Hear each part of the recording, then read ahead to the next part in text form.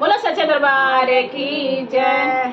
कहवा से आवे लाल ध्वजा आवारो पियार ध्वजा आवारो पियार ध्वजा हो ये मैया हो। कहवा से आवे साजल राघवा ध्वजा उड़ात आवे हो ये मैया हो। कहवा से आवे साजल राघवा ध्वजा उड़ात आवे हो।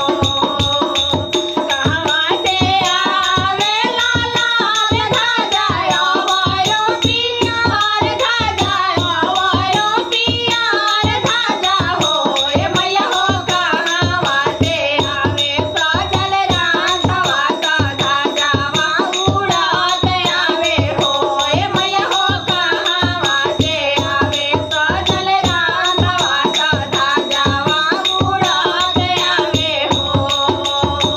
पूर्वा से आवे लाल ध्वजा आवारो पियार ध्वजा आवारो पियार ध्वजा हो ये मैया हो। विंध्याचल से आवे साजल राघवा ध्वजा उड़ात आवे हो ये मैया हो। विंध्याचल से आवे साजल राघवा ध्वजा उड़ात आवे हो।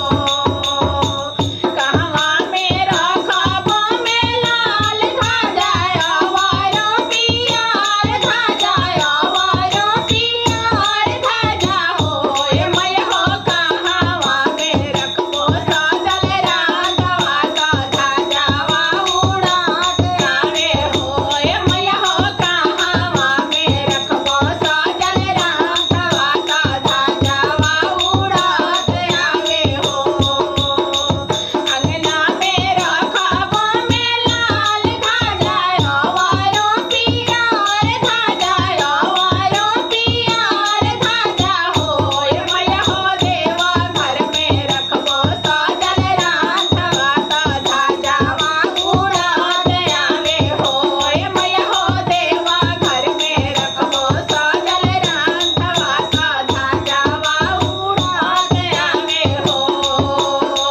कहिए जे मंगाबो में लाल ध्वजा आवारो पियार ध्वजा आवारो पियार ध्वजा हो ये मैया हो। कहिए जे मंगबो साजल राघवा ध्वजा उड़ात आवे हो ये मैया हो। कहिए जे मंगबो साजल राघवा ध्वजा उड़ात आवे हो।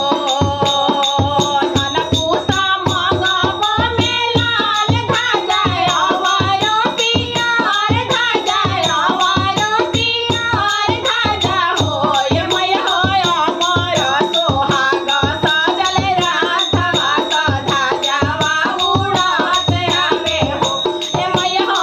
अमर सोहाग साजल राघवा ध्वजा उड़ात आवे हो।